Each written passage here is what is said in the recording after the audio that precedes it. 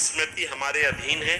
हाँ, आपके, क्योंकि आपने ही तो पकड़ रखा है। स्मृति आप कर रहे हो तो विस्मृति भी तो आपको करनी होगी।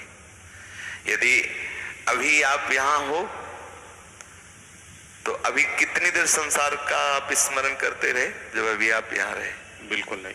तो आप ही तो इसके कारण बने। अगर आप साधु समागम में ना थे, आप साधु समागम में चित्त न देते तो आप इतने क्षण तक संसार का विस्मरण न कर पाते। तो प्रधान कारण आप हुए ना। आप ऐसी जगह गए जहां जाने पर संसार का विस्मरण होने का अवसर मिलता है। तो आप ऐसी भी जगह जा सकते थे जहां संसार का, मान लो आप कहीं ऐसी जगह जाते जहां नाच गाना ये सब, तो वहां संसार की और आसक्ति बढ़ती। तो हुए ना आप कारण। अपने बंधन और मोक्ष का प्रधान कारण आप हैं। सहयोगी कोई भी हो सकता है। जैसे आप किसी भी संत के उपदेश के द्वारा सतमार्ग का चयन कर सकते हैं, पर चलना आपको होगा।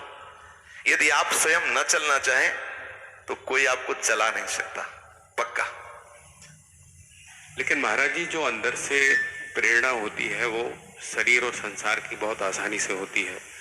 ऑफिस में बैठना, दिन भर संसार के साथ रहना, शाम को आके कहीं के नहीं रहते जी।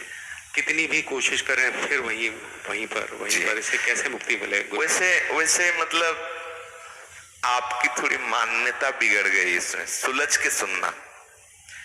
कितना आप काम करते होंगे, कितना, मतलब हम अपनी बुद्धि से कहते हैं, आप सच्ची माने आप हमारे से ज्यादा काम नहीं करते होंगे। आपको लगेगा कि बाबा जी तुम्हें क्या काम है, 2 बजे जग गया था। आप जो भी काम करते होंगे शारीरिक और थोड़ा सा बौद्धिक या आध्यात्मिक कार्य है, 1 सेकंड के लिए चूके तो कहां गिरा देगा। बिल्कुल ठीक जैसे तलवार की धार पे चलना। और किडनी खराब है। समय से उठ के अपने साधन, शौच, स्नान, जो भ्रमण कर, फिर पूरी दिनचर्या, फिर देखो अभी 2 बजे तड़के से अभी तक लगे ना। लेकिन आपको कहीं अप्रसन्नता दिखाई दे रही, कहीं हम बोर नजर आ रहे हैं, और दिन भर लगे रहे तो भी बोर नजर नहीं आएंगे। क्यों? क्योंकि हम सच्चिदानंद तत्व में लगे हुए हैं। क्रियाएं सांसारिक हैं, बोलना एक सांसारिक क्रिया है, लेकिन क्या बोल रहे हैं ये देखना है। अगर यही हम गाली बोलने लगे तो अभी थक जाएंगे, संसार की निंदा करने तो अभी जल जाएंगे।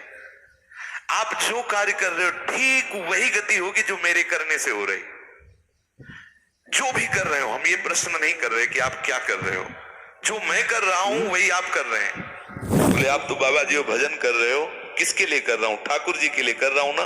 तो आप किसके लिए कर रहे हैं? ठाकुर जी के लिए कर रहे हैं। बस ये बैठालने, जब चमड़ा धोना और जूता गांठना एक महापुरुष बना सकता है, तो आप ऑफिस में बैठ के भजन नहीं कर सकते।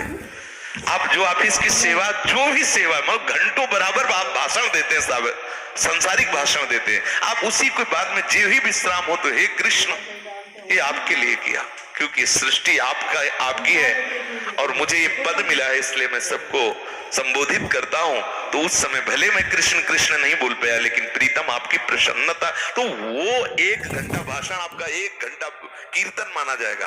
बिल्कुल अंतर नहीं होगा। तान तान के गला काट रहे हैं अर्जुन, लेकिन भगवत सानिध्य है तो महात्मा है। कोई अर्जुन को कहेगा हत्या करने वाले, और किसका गला नहीं काटा? जिन्होंने प्रत्यंचा चढ़ानी सिखाई है, उन लोगों के ऊपर भी बाण छोड़े नहीं छोड़े।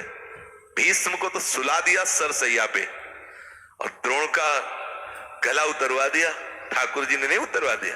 तो ये मतलब बहुत सुलझना, बहुत इसमें सुलझन किया। सत्संग सुलझाता है। जो आप कर रहे हैं वो भगवान की सृष्टि में कर रहे हैं, पर आप अपने लिए कर रहे हैं, इसलिए बंधन कारक है। और यदि अपने सहित सब कुछ प्रभु को समर्पित कर दें तो वही भजन बन जाएगा, उसमें कोई अंतर नहीं है।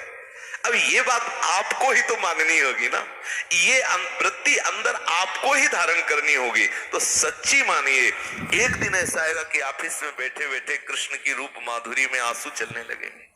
आप खुद अनुभव करेंगे। मतलब संतों की बातों पर यदि हम, इसीलिए कहा जाता है कि श्रद्धा और विश्वास के बिना ये मार्ग ढका रहता है। याभ्याम बिना न पश्यन्ति। अगर श्रद्धा विश्वास नहीं तो आप नहीं देख पाएंगे। भवानी शंकरो वंदे श्रद्धा विश्वास रूपिणो याभ्याम बिना न पश्यन्ते सिद्धा स्वांतास्तमीश्वरम। इसीलिए जहां इस मार्ग की चर्चा होती तो कहा जाता प्रथम हृदय श्रद्धा जो करे, यहाँ कहा जाता श्रद्धावान लभते, पहले श्रद्धावान बनो। कि आप जो बात कह रहे हैं अगर हमारी समझ में नहीं आता तो हम तत्काल प्रश्न करते हैं, लेकिन हम आदर सहित उस बात को अपने हृदय में धारण करें और कुछ दिन आप करके देखें तो आपको आनंद आने लगे। जब ये बात आएगी कि 8 घंटे सेवा की और ये सेवा सब भजन बन जाएगी यदि मैं श्री कृष्ण को अर्पित कर दूं, तो हृदय में एकदम आनंद आए। और ये कोई गप नहीं है, ये भागवत सिद्धांत है।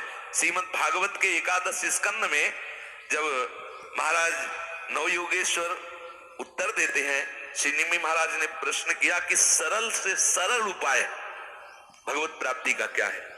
सरल से सरल उपाय मतलब अलग से कुछ अनुष्ठान न करना पड़े, बिल्कुल सरल उपाय बताया। स्वभाववश अनेक जन्मों की आदतों अहंकारवश जो भी हो रहा है वो सब परम पुरुष प्रभु श्री हरि को समर्पित कर दो, भगवत प्राप्त हो जाओगे। अब बोलो क्या?